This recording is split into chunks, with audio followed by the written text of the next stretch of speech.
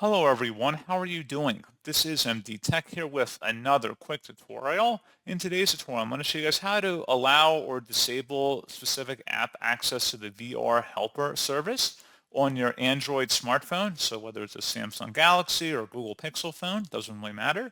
And this should hopefully be a pretty straightforward process. And without further ado, let's go ahead and jump right into it. So all you have to do on your home screen is just swipe up and then select the settings button. You want to now go under settings and select the apps button on this page and go down under general, scroll down and select special app access.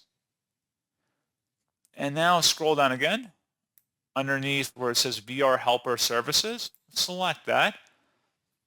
And then any services or apps that would need or use this service, you would just select it and then toggle it to the right if you want it to be enabled or toggle it to the left if you want it disabled.